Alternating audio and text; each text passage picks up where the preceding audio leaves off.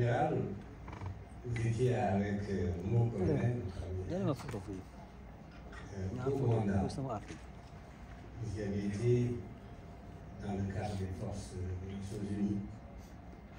Vous avez une expérience singulière de cette tragédie, de ce génocide. Merci beaucoup. Merci. Je voudrais remercier déjà l'ambassadeur du Rwanda, mais aussi en tant qu'individu, mais surtout en tant que survivant, au même titre que ceux qui étaient avec nous et qui peuvent raconter l'histoire. Le contingent sénégalais est là, puisse retenir une facette de l'armée, de leur armée nationale, qui est une partie de la nation. Le contingent sénégalais était fort de 30 hommes, 30 militaires, observateurs militaires qui ont été déployés au Rwanda. Les premiers 20 observateurs ont été déployés le 27 juillet et le deuxième groupe de 10 était déployé le 4 août, justement le jour de la signature des accords d'Arusha. Nous nous sommes dit, quel signe du destin. Ce n'était pas totalement faux, car ce groupe va se retrouver au cœur des opérations de sauvegarde, de transfert, de protection et de convoyage de personnes désespérées qui, pour la plupart, même sauvées, avaient perdu une très grande partie des membres de leur famille. Avec le recul, la responsabilité de la communauté internationale dans ces génocides est entière et n'a tenu qu'à une volonté de puissance et une gestion, disons-le, criminelle d'intérêts séculiers qui pour la plupart n'étaient pas des intérêts africains. Dans ce lot cependant, il serait important de distinguer, ou de démarquer, les contingents africains présents au Rwanda en général et le contingent sénégalais en particulier pour avoir tout fait tout ce qui était humainement possible pour assister, protéger et parfois sauver. Les seuls réellement à avoir joué la solidarité vis-à-vis d'un peuple africain. En effet, au déclenchement de la crise le 7 avril, l'ONU avait donné l'ordre d'évacuer le Rwanda et de ne laisser que le personnel indispensable sur volontariat, ce qui devait correspondre à 10% des effectifs, c'est-à-dire 250 sur 2500. Les observateurs ghanéens, togolais ainsi que le contingent ghanéen et tunisien sont restés. Les Uruguayens et les Bangladeshis, contingents et observateurs également. Pour l'Occident, il n'y avait que le staff qui accompagnait le général Dallaire, c'est-à-dire quelques Canadiens, et des fonctionnaires indispensables de l'ONU. Alors, qu'est-ce qui s'est passé après? Nous avons travaillé.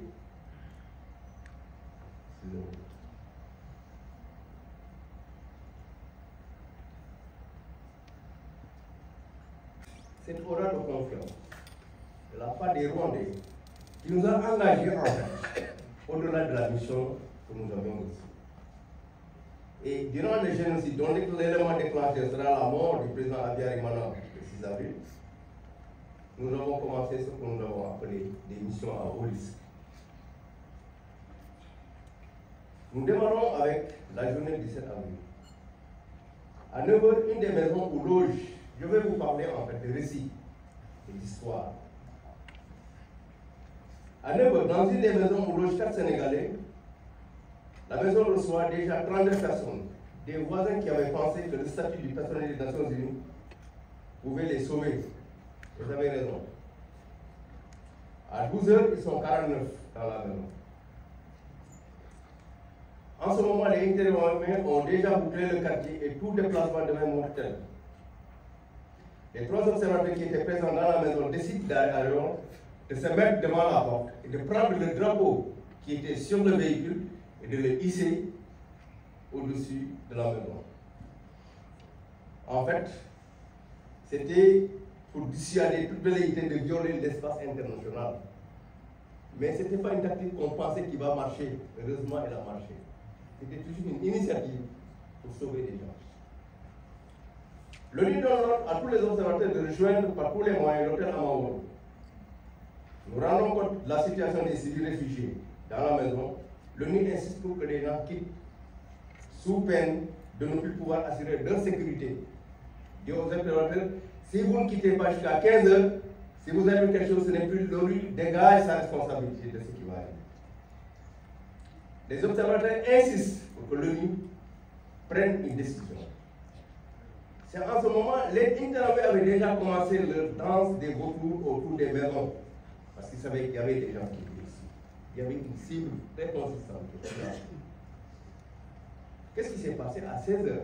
3 Sénégalais, je peux citer leur nom, il y avait Feu Samatal, le colonel Madjibi Diop et Iboussen Diblo, ils ont décidé eux-mêmes de prendre 3 pick-up et d'aller rejoindre 3 camarades qui étaient coincés dans le quartier pour exfiltrer les 49 personnes qui s'étaient réfugiées dans la maison. Quand ils sont arrivés, il y avait une autre pick-up dans la maison. Ils ont embarqué tout le monde, il restait 8 qui ne pouvaient pas embarquer. Au nord sénégalais, le capitaine Major est resté bouclier avec ses 8, le temps que les gens aillent débarquer, les personnes qui étaient avec elles, au niveau du Sakamoro, revenir à Kimouroula, c'est à côté de la brasserie Bradelois, pour récupérer le relief. Alors, quand les gens sont rentrés, nous sommes restés à 19 h, le général Dallaire est descendu. Il a trouvé les groupes qui commençaient à se constituer, donc on faisait le point qui était là, qui n'était pas. Le général Dallaire a dit, j'ai 3 Maliens qui sont coincés un peu en contre-pente en allant vers le CND. Il y a beaucoup de combats qui sont là-bas. Si nous ne pouvons pas les récupérer, on peut les considérer morts dans au plus tard 2 heures.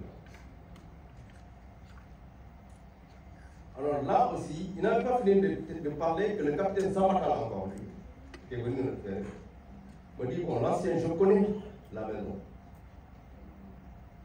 Je lui dis, je t'accompagne. Nous sommes partis ensemble.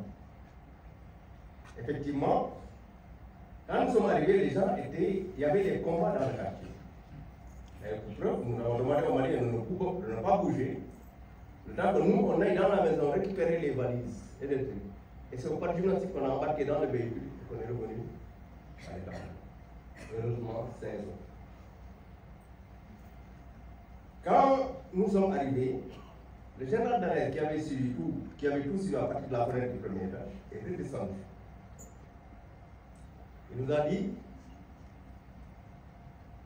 je savais que seuls les Sénégalais pouvaient se porter volontaires pour cette mission. Je vous remercie.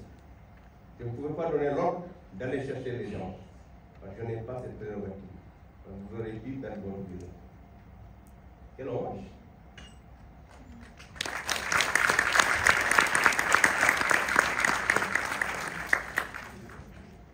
Merci. Cela a-t-il influencé la décision de prendre 3 Sénégalais dans son état-major? C'est vrai, après, excusez-moi, le général m'a pris comme interprète, il a pris le capitaine-major Seck comme interprète, et il a pris le commandant Diagne comme chef de cabinet.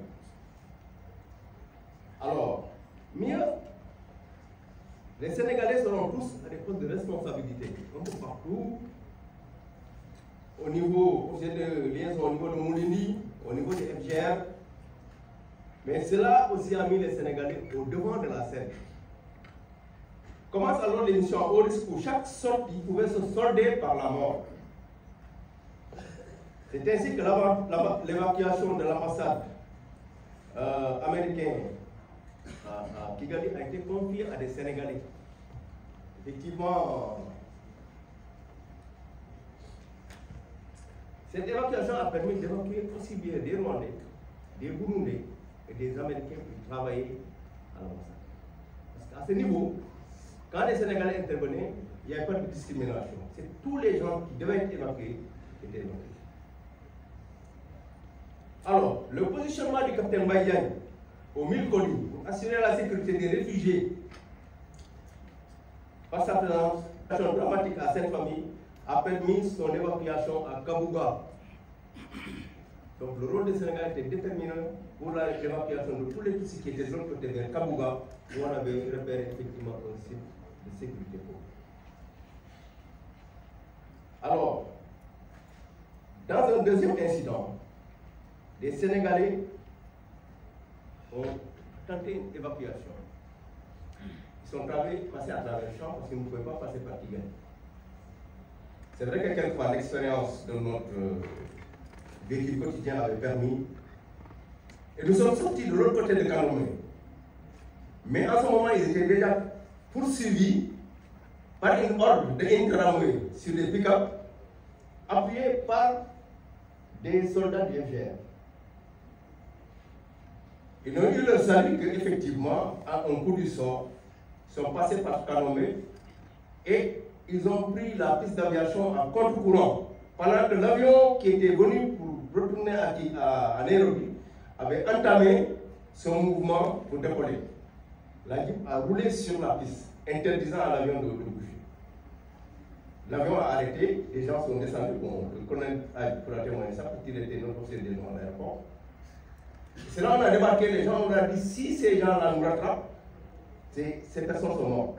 On les a mis dans l'avion, la Jeep a dégagé, l'avion a décollé. Le gouvernement rwandais, en ce moment, a émis d'ailleurs une note de protestation devant les forces de l'ONU.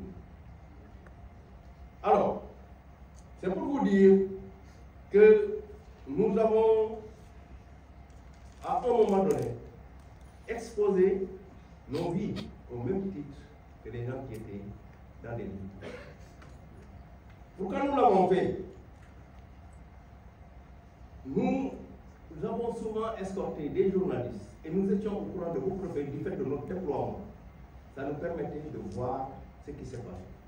Mais nous avions aussi une autre sensibilité et c'est la formation que nous avons reçue ici au pays qui avait permis en fait d'avoir cette sensibilité vis-à-vis de ce qu'on appelle les droits de l'homme, le comportement des militaires et surtout notre formation sur la base du fait que le civil tient le militaire en droit et que dans tous les cas, nous devons protéger la population. Alors, quand nous avons élaboré tout ça, aujourd'hui, avec le recul, nous parlons de renouveau. Devrait-on exprimer notre solidarité vis-à-vis de la communauté internationale? Bien sûr que non. Nous avons dénoncé à son temps l'abandon du Rwanda à son sort par la communauté internationale. C'est pourquoi sur les 29 Sénégalais, les 25 sont restés au Rwanda. Les 4 ont été évacués par la Tanzanie parce qu'ils étaient déployés à un endroit où ils ne pouvaient plus rejoindre Kigali du fait des combats qui étaient entre les deux. On les a évacués directement par la Tanzanie et on les a laissés en Nairobi. Sinon, tous les autres 25 sont portés volontaires pour rester au Rwanda. C'est qu'au Sénégal, ils n'est retourné. Alors, quand nous avons dénoncé la réaction de la communauté internationale, nous-mêmes, nous avons approché les gens d'alerte. Nous leur avons dit, si le plan diplomatique, s'il est possible de contacter l'état-major, nous pouvons travailler l'état-major au corps. Mais vous allez passer par le président du Diouf. Si vous pouvez travailler, le Sénégal peut vous fournir un contingent de 800 hommes tout de suite, d'ici un mois. Et avec 800 hommes, on peut arrêter le génocide. Nous étions en train de travailler sur ça parce qu'en ce moment, les Américains, dans le cadre de la politique de défense dans l'Afrique australe, ils avaient déployé 80 véhicules blindés, M113 à Entebbe. On a dit si on a ces 80, avec le contingent de 800, les gens vont nous arrêter le génocide. Les Sénégalais vont nous arrêter le génocide. Nous étions en train de travailler sur ça. Malheureusement, le déploiement le 18 juin, la force turquoise, qui avait des contingents africains, avait mis ce projet à l'eau. Où Général Dallaire était vraiment désenchanté, on avait des contacts très importants. Et les observateurs francophones ont été priés de rejoindre Nairobi. Et c'est dans ces cas que nous avons quitté le Rwanda, le cœur lourd. Que retenir aujourd'hui? C'est vrai que le génocide contre les Tutsis a largement contribué à humaniser les missions de paix. En effet, dès l'année 2000, le secrétaire général des Nations Unies va initier une étude sur les missions de paix qui va déboucher sur le fameux rapport Brahimi, où effectivement la principale évolution issue de ce rapport sera l'intégration de la responsabilité de protéger à tout pays qui est confiée aux missions des Nations Unies. C'est après, en 2021, sur les 13 missions des Nations Unies, 7 avaient la mission de protection des civils comme pilier central de l'exécution de la mission. L'autre évolution est que le consentement du pays n'était plus obligatoire, surtout quand des faits concordants établissent une menace grave contre la vie des populations. Alors, en conclusion, pardonnez, oui, les Gatchencha sont cités dans les arcanes des Nations Unies et certaines universités qui travaillent dans la gouvernance comme des exemples de forums de réconciliation. Là encore, un bel exemple de sursaut que le Rwanda a pu démontrer à la face du monde.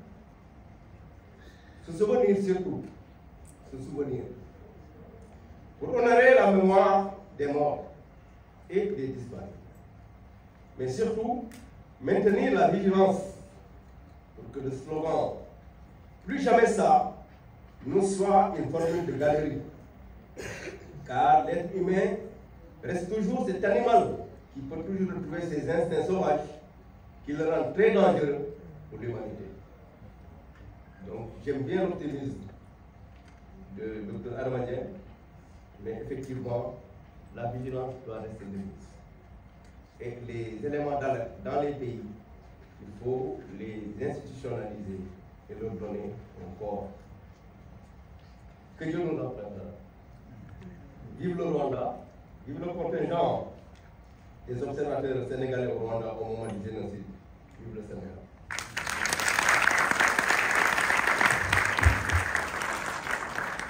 Merci, merci.